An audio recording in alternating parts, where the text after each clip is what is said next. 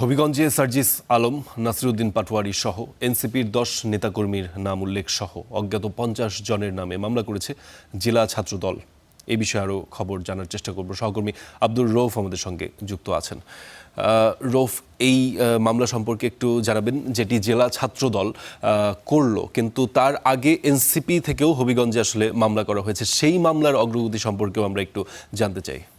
পারদিন গতকাল গভীর রাতে হবিগঞ্জ জেলা ছাত্র দলের যুগ্ম আহ্বায়ক ইকবাল হোসেন রুকন বাদী হয়ে এনসিপির সার্জিস আলম এবং নাসিরউদ্দিন পাটোয়ারি সহ এনসিপির 10 জন নেতাকর্মীর নাম উল্লেখ করে হবিগঞ্জ সদর থানায় একটি অভিযোগ দায়ের করেছেন।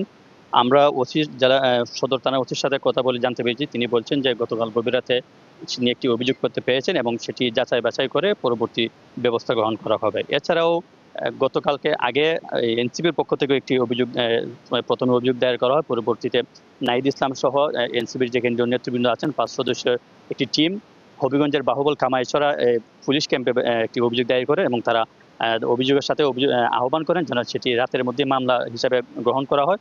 তো পরবর্তীতে সেটিও মামলা হিসেবে গ্রহণ করা হয়েছে। আমরা ওসির সাথে কথা বলেছি, যেমনটি বলছেন যে সে এনসিপির পক্ষ থেকে একটি মামলা করা হয়েছে, সেই মামলা অগ্রগতি হিসেবে তারা ব্যবস্থা নিচ্ছেন এবং তারা মামলার যে প্রক্রিয়া সেগুলো চালিয়ে যাচ্ছেন। এছাড়া আমরা যদি বলি যে হবিগঞ্জে গতকালও দেখছি আমরা যে ছাত্রদলের নেতাকর্মীরা আসলে বিভিন্ন প্রোগ্রামের জন্য প্রোগ্রাম করার জন্য তারা উদ্যোগ নিয়েছেন এবং তারা বলছেন যে মামলার এজাহারে তারা যে অভিযোগ এজাহারে যেটি বলছেন যে 28 তারিখ অর্থাৎ এনসিপির যেদিন প্রোগ্রাম ছিল সেই প্রোগ্রাম সময় আসলে জেলা ছাত্র দলের কেন্দ্রীয় কর্মসূচি হিসেবে তারা হবিগঞ্জ শহরের কোর্ট মসজিদ এলাকায় তারা জড়ো হয় এবং সেখানে আসলে ওই এনসিপির প্রোগ্রাম শেষ করে যাওয়ার পথে এনসিপির নেতৃবৃন্দের সাথে ছাত্র দলের বাকবিতণ্ডা হয়, এক পর্যায়ে সংঘর্ষে লিপ্ত হয়, উভয় দলের সংঘর্ষে জড়িয়ে পড়ে। তো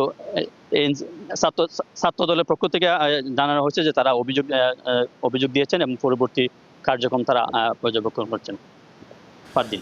রৌফ, ধন্যবাদ আপনাকে।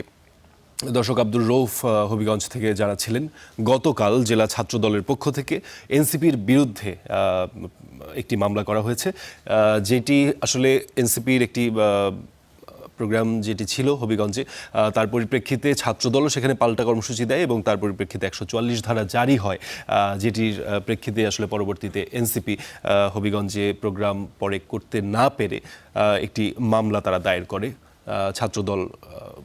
ছাত্রদলের বিরুদ্ধে।